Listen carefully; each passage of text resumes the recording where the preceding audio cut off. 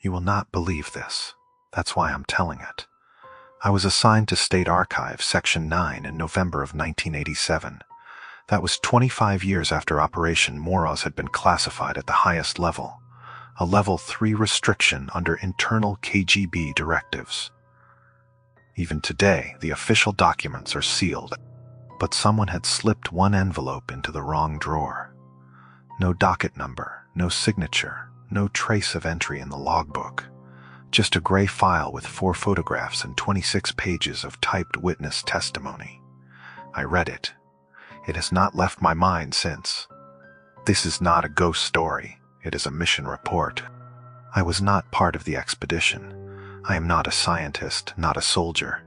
I was assigned as a linguistic analyst at the Murni station 4 weeks after the convoy failed to return. I was one of the 3 people who spoke with the survivor before he disappeared. His name is not on any record. His voice has not been preserved. This is the only version you will ever hear. Not because I want to tell it, but because I have no other use for my voice. The plan was drawn in autumn of 1961. 2 months after Yuri Gagarin made orbit. 4 weeks after United States nuclear submarines surfaced through the ice shelf near Wilkes Land. The Americans called it a test. The Kremlin called it provocation. The officers in charge called it a gift. Their logic was simple. If a submarine could surface through the southern pack ice, detection could no longer be tied to sonar buoys alone. A new perimeter had to be built, one that could listen, not just float. Operation Moroz, Frost, was to be a mobile deployment of geological and acoustic equipment to the pole of Inaccessibility, the furthest point from any coastline in Antarctica. The official front was glaciological research, but that is not why it was approved. The true task was simple: build and bury a remote listening station deep beneath the untouched ice, one capable of detecting deep sea movement, one hardened for nuclear exchange, one the other side would never find. Only 12 people were chosen. All of them signed waivers. None of them expected to come back. The mission was overseen by Directorate E of State Security. They did not use the letters K, G, or B during transit. Only numbers. The transport was coordinated through a supply chain routed via Odessa, broken into civilian manifests, and reassembled at Vostok base. It was not uncommon. Antarctica has always been a place where silence is easier to preserve than fact, but truth still leaves traces. They departed on January 9, 1962. I remember that because Murni Station reported a damaging wind shear that same day. The convoy moved inland, driving west-southwest toward the Central Plateau. The chosen route was over glacial fields with minimal crevasse exposure. Visibility was 90%. Conditions were described as survivable, but deteriorating. They traveled in Kharkovchankas, Soviet snow cruisers. I have seen one. It is not a truck. It is a building with treads. Each one weighed over 20 tons. Diesel, powered, reinforced with insulated plating, mounted on Caterpillar suspension systems scavenged from old artillery platforms. They were designed to outlive men inside. You had bunks, a galley, reinforced storage, and a crawl space that doubled as a research lab. At least on paper. In reality, it was a loud, claustrophobic oven that stank of grease and diesel. The walls sweated, the engines groaned. The steel expanded and cracked with every temperature drop. Heating had to be managed hour by hour. Warm too fast, and the walls would condense until they dripped. Too cold, and your gums would bleed. There were 3 vehicles in total. One for command and living, one for scientific equipment, one for fuel and extraction hardware. They traveled together, always in line, separated by 20 meters. The crew was hand-picked. Commander Volkov, ranked major, was the mission lead. He had served in the Finnish campaign and carried fragments of a mortar shell in his left elbow. He described himself as immune to fear, but not to frostbite. His background was re-engineering Arctic outposts for prolonged survival. He was methodical, quiet, not unkind, and had no sense of humor. Dr. Petrov was the chief scientist. His field was theoretical geophysics, but his passion was glacioacoustics, the study of sound through ice. He believed that sound traveled differently in Antarctic massifs.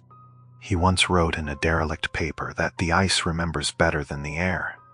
No one cited it, he didn't care. There were also 4 security officers attached from GRU Special Detachment. They used only last names. They carried rifles, demolition charges, and shotguns loaded with flares. Most of them had served in the Ural incident cleanup, though they never spoke of it. When not on duty, they slept fully clothed, heads leaned against the steel bulkhead like dogs chained under a bridge.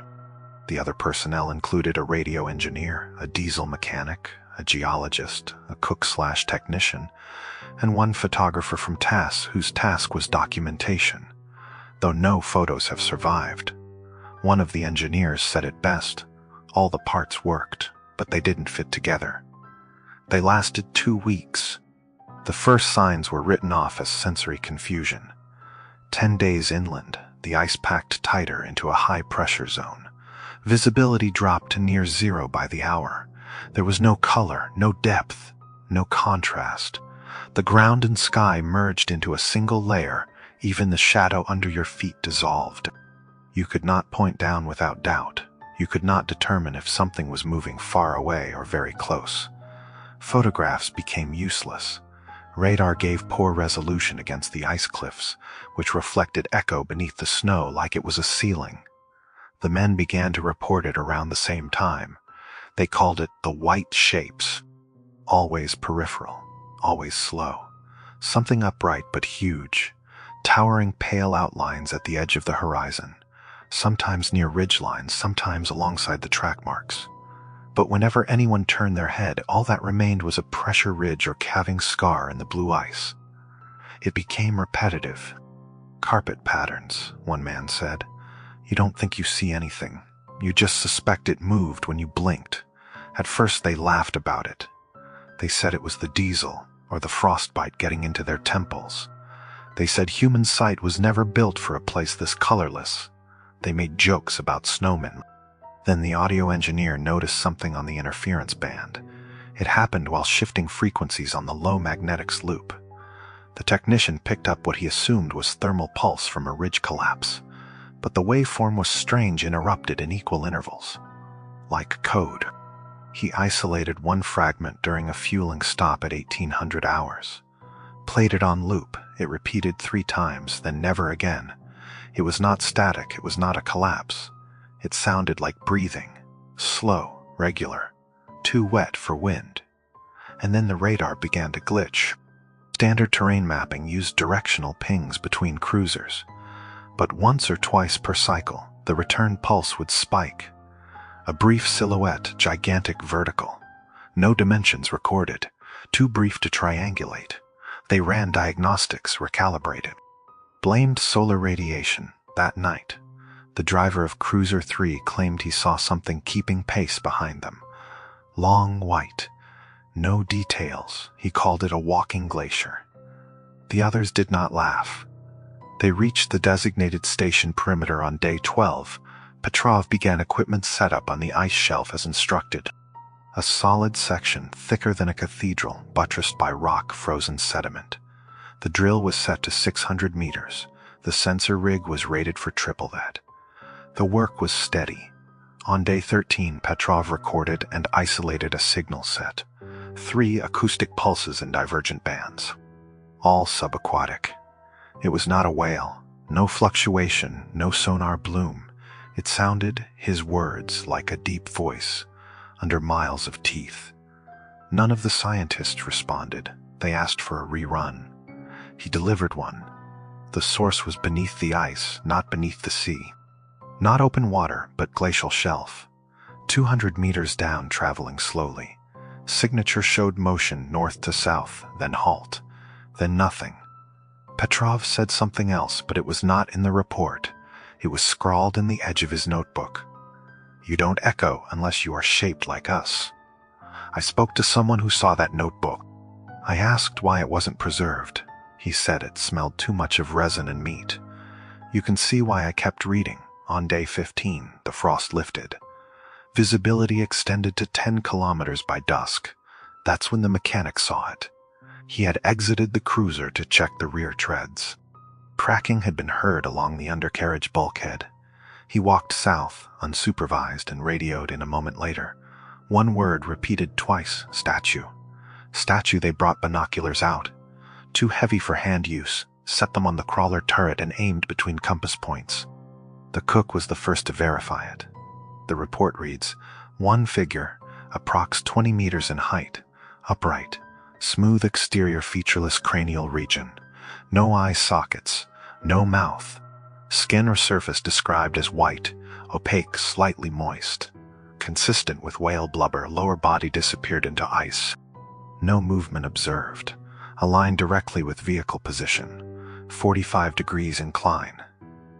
They watched it for 90 minutes. No movement. Volkov ordered no one to approach. Flares were loaded. Cameras prepared, but by midnight, visibility fell again. When they checked again, it was gone. No sound, no prints. Only a wide depression in the snow-smooth concave, as if something had settled there then dissolved under heat. That night, no one slept, and they still had 15 days to go. I have stopped expecting sleep, night or day. It makes no difference anymore. I hear it now the way a sailor hears surf in his dreams. I blink and I see it, not the monster itself, but the snow pressed flat beneath where it stood. The groove it left too wide to be from feet, almost like a melted trench. And I hear the voice, not words, just the sound it made, what it took from us and gave back without asking. They thought we were listening, but we were being heard. January 18th, at 0700 hours, they completed the rig installation. Petrov did not celebrate. The acoustic staff began system checks inside the central Kharkovchanka. They were not connected to base command. The mast had been retracted to avoid interference distortion. That left only the local dish and relay line. Everything inside the vehicle was powered down during calibration, except the hydrophone monitor. At 0817 hours, the first signal came. It began at 120 Hz, too low for cetaceans, too uniform for crustal shift. The waveform pulsed like breath. It didn't spike. It swelled. Volume rose without a source, pushing every dial to the top of the scale, forcing the needle to jump against the glass like a trapped insect. Petrov called it tonal compression through mineral medium. The mechanic called it a goddamn humming. Everyone else just listened. There were no lyrics, no data packets, no digital pattern, just a long, low growl of vibration with something melodic at the center, something human-like, not a voice. A suggestion, as if a throat without a mouth had found a reason to sing. They rechecked the inputs, removed cable interference, isolated the internal rig. Still it came. From below, Petrov marked the coordinates and drilled a lubricant probe. It returned nothing, no temperature change, no fault line detected. But the sound was moving, slowly, southwest. When mapped over the last 24 hours, it continued a straight path, curving just once. No animal swims through compressed glacial shelves. No submarine would fit. Nothing living should move beneath 900 meters of solid ice without fracturing the crust. But the sound moved, and the pitch changed slightly when it did. Like a hand rubbing against the hull of the world, Petrov printed 8 copies of the readout. One went into the archive case. One he folded into quarters and kept in his chest pocket. I found it years later glued into the back of a Polish grammar textbook. Written across the pattern in red pencil were 5 words. It knows the ice has memory. January 19th. The storm passed by noon. Visibility improved to 12 kilometers. Radiation levels normal. Wind shear stabilized. Crevasse exposure minimal. At 1400 hours, Cruiser 2 reported a fractured suspension line. Rear left crawler. The mechanic was dispatched on foot with a toolkit and repair rig. He was gone exactly 11 minutes, then footsteps. Then shouting. He did not use the radio, he ran. No one had seen him run before. He was 38 years old and 6 feet tall. He stumbled twice and scraped both knees. By the time he reached the entry ramp, he was pale and panting. He refused water. He only said 4 words. "There's something out there." They took the periscope first, mounted high on Vehicle 1, designed for scanning fractures. Then binoculars fixed to a tripod, southwest, exactly at his bearing. 200 meters out, slightly uphill, no movement. No dust wake, just white, still and tall. Too symmetrical to be an ice formation, no shadow beyond it. No animal, no tool mark. Everyone stood silent. The photographs are gone. The negative canisters were mislabeled. One color sketch remains in oil pencil on graph paper. It shows a head, oval blank, no features, no jawline, spine too long, legs descending into absence. Not cut off, just fading where the glacier swallowed them. They called it a statue, but no one approached, not for study, not for sample, not even for measurement. It was 20 meters tall. Possibly more, larger than the Kharkovchanka. Broader than its shadow. It faced them. That much was verified. Not at an angle, not askew. A direct line between its chest and their vehicle doors. Petrov checked his instruments.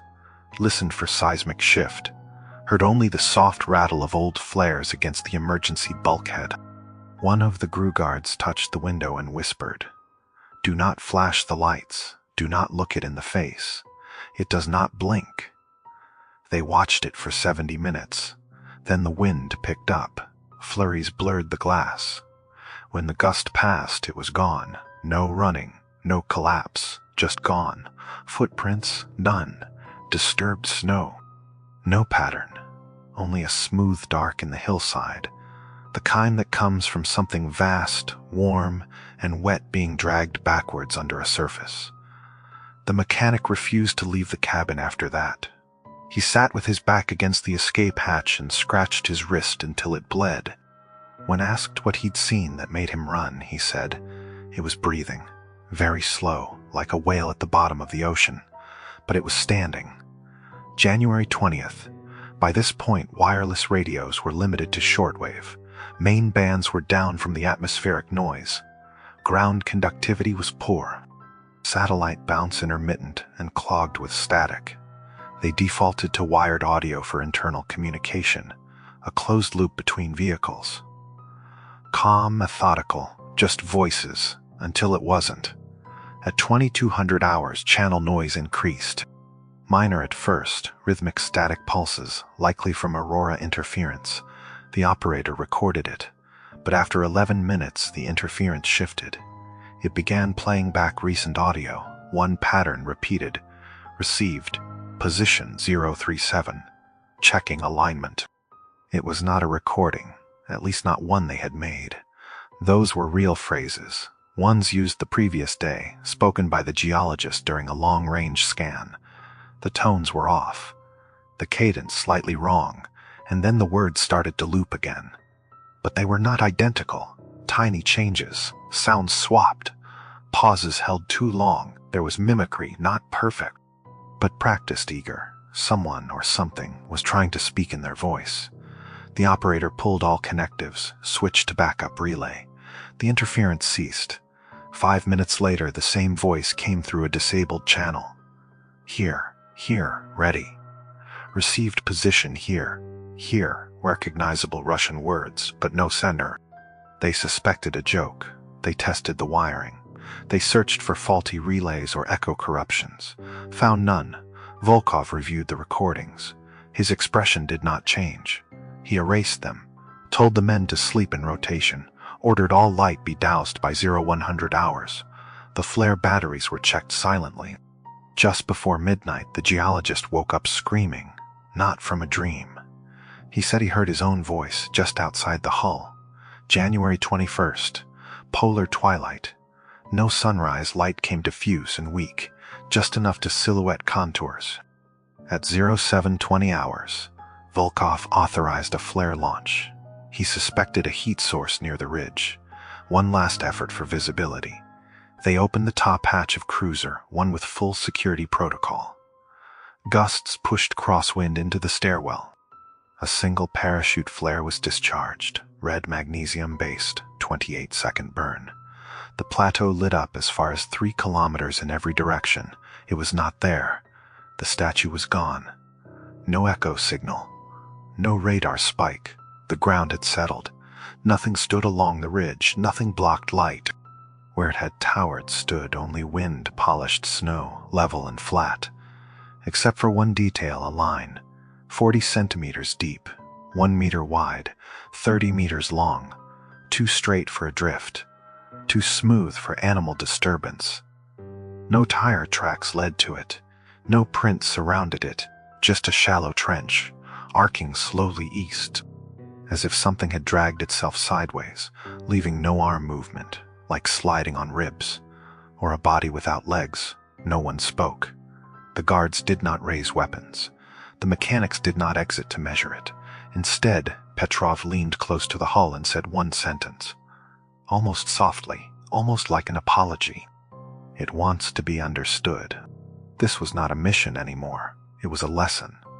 They had made careful plans. They brought the largest machines built by the hands of men. They measured the ice. They watched the sky. They listened through solid stone. They believed caution would protect them. But caution is a language the cold does not speak. This was not a failure. It was a correction. January 22nd. 0500 hours. Planetary twilight. Most of the team had been awake for 30 hours. Fear is louder than exhaustion. So is silence. The snow outside had stopped falling. The wind had died. Visibility returned. But that made nothing easier. The horizon was clear enough to confirm what many already suspected. They were no longer alone. Marks in the ice-faint lines, curving inward, could be spotted around the ridgeline. Some looked human. Others were far too large. None of them had approach vectors. No slope, no indent, no melt. Just the marks. Travelers without footprints. Commander Volkov called a perimeter confirmation. 2 men were selected. Both were armed. Both from GRU Detachment 4. They wore cold-locked harnesses connected by an 11-meter rope. The standard northward sweep was planned. Walk 600 meters. Rotate, return. Contact every 5 minutes. They exited Cruiser 1 at 0611 hours. Visibility still stable. Wind low. No aurora activity. No voice was heard for 9 minutes. Then radio silence. At 0620, the forward cabin's window sensors snapped from pressure change. No sound, no lights. Just the dull impact of cold air sucked in. One man was pulled down. He hit the ice hard enough to fracture a tooth. When he rose, his gloves were covered in frost that was not his. The rope connecting him to the other officer had gone taut horizontal, sharp, humming with strain. The cord hummed, then snapped. No shout, no heavy footfall, no gunfire. The man stood, looked toward the ice. The other half of the cord was gone, lifted, taken, consumed. He followed the line until it stopped abruptly, not buried, not curled, not cut, just gone. Where it ended, there was a stain. Not blood, a pool of something nearly transparent, domed like jelly and dense like glue. It hissed. Where it touched the ice, the surface sank and cracked. Chemical reactivity. Burning cold. The man backed away. He kept backing up until he hit the armored side of the cruiser. He never re-entered. He cried. He waited outside 4 more hours until they dragged him in. That morning, the frozen rope was placed in a sealed tank. It disintegrated. Not burned, not sliced, just separated. The strands fell apart, curling softly inward like the petals of a dead flower. Petrov did not suggest cataloging the substance. He only said one thing. It does not eat. It learns. Panic is invisible in reports, but I have seen the red underlines.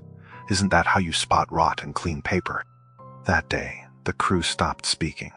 They moved in silence. No refueling. No external vehicle checks. The heaters stayed high. The flares were locked. Every man slept with gloves on and one hand on a flashlight. Until the roof began to groan. It was full dark at the time. 200 hours on January 23rd. Interior temperatures stable, all 3 cruisers sealed. No seismic warning. Then a crack.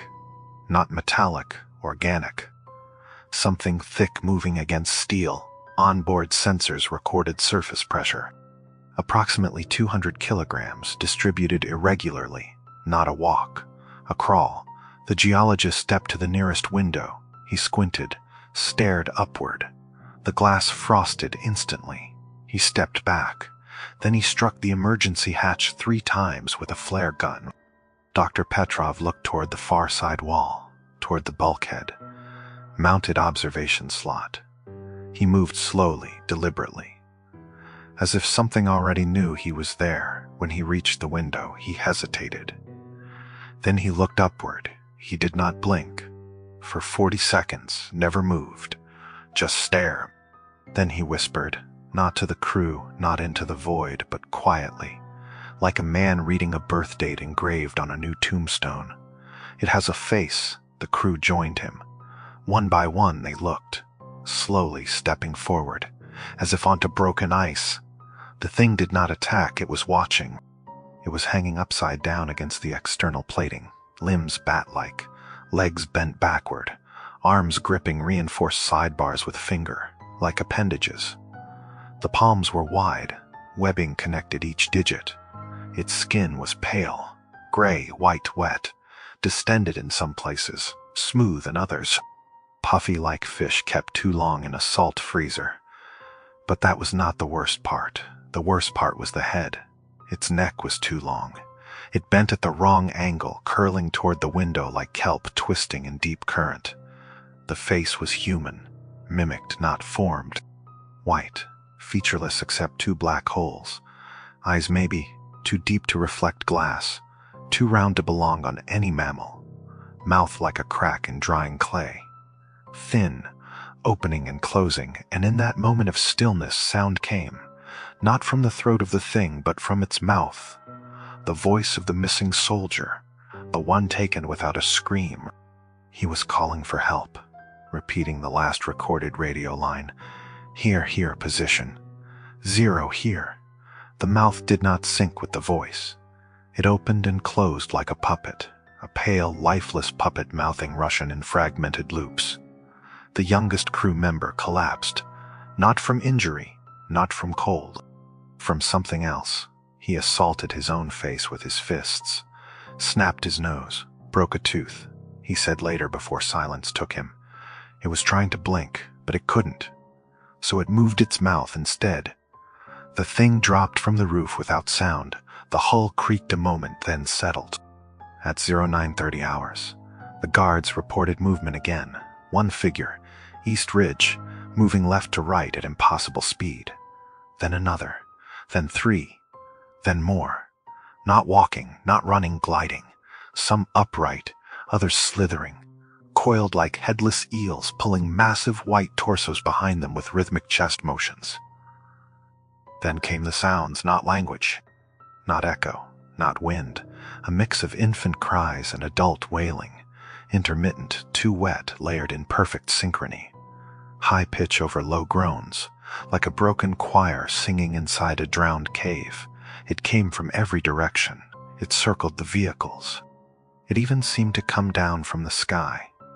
Audio sensors lost directional input. The feedback levels surged. Microphones shorted. Volkov gave no order. He knew it had already started. The attack was not sudden. It began like a test. The antenna mast of the fuel cruiser buckled first. Something had grabbed and twisted it, slowly, gently, until the metal gave way with the sound of dry paper tearing. 15 minutes later, the outer comms dish from the lead cruiser detached. Not torn, removed. The bolts unscrewed themselves. Then came tapping, hands padded or gloved. Large, human-shaped but wider, stretching to the sides of the hull. 10 fingers on each hand. With webs they did not hammer.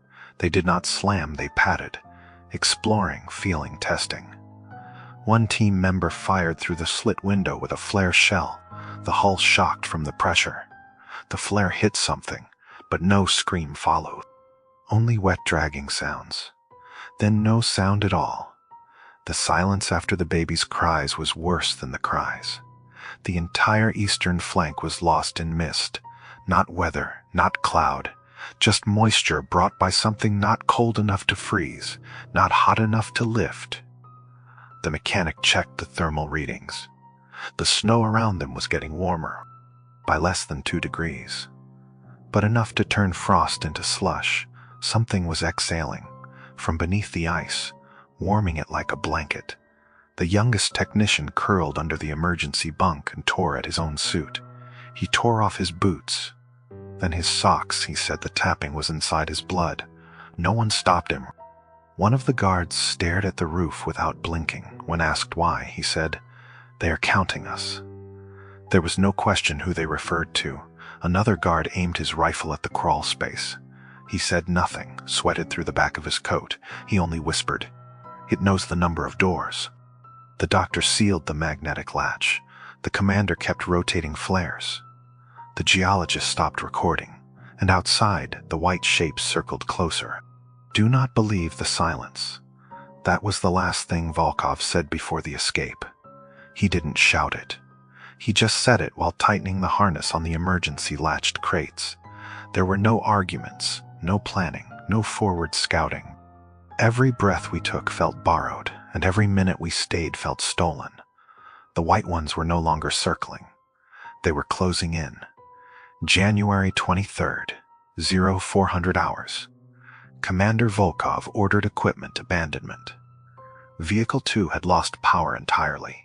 Vehicle 3's fuel lines were compromised. Only Cruiser 1 remained intact. Its outer shell was dented but unbreached. The radio dish was bent but responsive. Weapons were useless. Propulsion was functional. That was all that mattered. The plan was immediate retreat toward Murney Station. No salvage, no samples. No formal logs, only bodies, heat, and hope. Temperature inside the cab was -15 Celsius. They stopped caring. Hands bled while dragging reels and tapes. No one complained. Each man carried one crate. Anything more was left behind. One crew member removed his gloves and broke each finger pushing open the secondary ramp. He was unconscious before the first step. That was when the ice broke. 2 shapes emerged, not from above but below. The snow didn't break so much as fold open. White limbs, longer than trees without visible joints. One slammed into Cruiser 2, twisting the entire hull sideways. The second surged across open ground, using its knuckles like a giant crawling crab. The air froze around it. Metal cracked without touch. The scientist fell behind. Dr. Petrov had gone back for the tape reels. 3 of them, bundled in cloth, magnetic housing wrapped in foil to preserve the data. He stumbled once, a single step. One loop of boot leather caught on the edge of a frost anchor. He bent to regain balance, and that was when it took him. No cry, no shout, just movement. A hand not clawed, not spiked, but soft reached from beneath his shadow. It curved up his leg, not grabbing. Flesh that bent like cloth, but held like iron. His body left the ground completely. He dropped the recorder. The fetus, like arm, pulled downward. The only noise was a wet tea crack followed by silence, and the crater in the ice sealed shut. He was gone, no trace, no blood, only a faint warmth where his breath had just been. The technician who witnessed it forgot his own name for several hours. In his debrief later, he repeated 2 words again and again. The hands smiled. They didn't even wait to start the engine. They primed the accelerator while the doors were still closing. The cruiser jerked forward, treads spinning, spitting geysers of snow. Ice screamed beneath the weight. The monster did not follow, not immediately. But soon the chase began. Cruiser 1 moved at top recorded speed, 28 kilometers per HR across open glacial field. At these conditions, that was the limit. The vibration almost shattered internal bearings. No one slept, no one sat. Rear-facing periscopes tracked the first confirmed pursuer at 0512 hours. Shape unknown, length estimated north of 15 meters. Motion quadrupedal and rapid, it glided. Not on legs, on some absorbent tractioning surface, possibly skin or cartilage. Behind the lead shape came 4 more, then 10, then a dozen. They did not follow in a line. They ran as a pack, too coordinated, too silent. The driver punched heat into the gearbox until the engine's pressure gauge maxed out. Risk of rupture was discussed, overruled. Fuel was bled from reserve tanks into the injector line directly. No pause, no second attempt. Visibility degraded quickly. Their movement caused whiteout storms behind them. But the shapes remained distinguishable, lurking within Crosswind's legs. Not legs, arms not arms. Things that bent and touched ground briefly, then lifted again. Like spiders if spiders weighed 2 tons and moved with ungodly coordination. One brushed the side of the cruiser. It did not strike. It tested, just 2 fingers. Gloved amphibian fingers. They slid along the metal plating like it was silk. The commander raised his flare gun but was told not to fire. Firing meant acknowledgement. Better to be cargo than threat. At hour 3 of escape, one shape disappeared from radar. Then another, the crew almost believed they had given up. Then the front camera picked up the formation. They were not leaving. They had formed a line directly across the retreat path, not blocking it, framing it. One figure every 60 meters. Upright, standing, not moving. They did not attack. They did not advance. They watched, like soldiers watching a defeated army leave the battlefield. At hour 4, the chase stopped altogether. One final scan confirmed it. The white shapes all stood still at the edge of the ice shelf, every single one facing the vehicle. One stepped backward, not clumsy, not hesitant. Just stepping, its long foot vanished beneath powder and did not rise again. And then nothing, just wide white land. No sound, no voice, no goodbye. The survivors did not speak until the radio gave a transmission signal 142 minutes later. They were already 70 kilometers from the event location. They reached Murney 4 days later. There was no greeting, no relief, no embrace, only quarantine. No names listed on the outbound logs. No telegrams sent home. Every man was processed as a health risk, diagnosed with collective hypoxic delirium induced by atmospheric inversion. The doctor who signed the intake form has no surviving license. All equipment was seized. The flares, radios, journals, and tapes confiscated and burned. The surviving Kharkovchanka was broken down for scrap, then buried beneath excess cargo crates. The surviving mechanic was committed to psychiatric care within 3 weeks. The geologist stopped eating and died within 2 months of heart failure at 28 years old. Of the 11 surviving men, only 1 was debriefed in full. Commander Volkov, he was not fired, he was not imprisoned. He remained until 1975 in a quiet post outside Murmansk, where he supervised barge mechanics. He never went near snow again. He left precisely 1 unauthorized record, beneath loose floorboards in his cabin, taped into the hull of an old heater vent. His last audio log was preserved. It is not official. It was never entered into record. But I have heard it. His voice is dry, quiet, almost certainty, not fear. The tape clicks once, begins without introduction. They are not animals. They are not from space or under the ocean. They are from here, just not the part of the world we think is ours. They don't hate us. I'm not sure they feel anything. They waited until we made contact, until we stood outside, until we looked at them not with fear, but curiosity. That was the mistake. They took it as permission. We thought we were exploring. We were not. We were disturbing. A long pause follows. Then one final sentence. Quiet enough you can hear the tape grain over it. If you see them, tall figures, white in the snow, do not run. That's how they know you want to play. That was Volkov's last recording. He died 2 years later. No funeral, no family notice. His grave is listed as mechanical failure. That was not the cause. He simply never left the ice.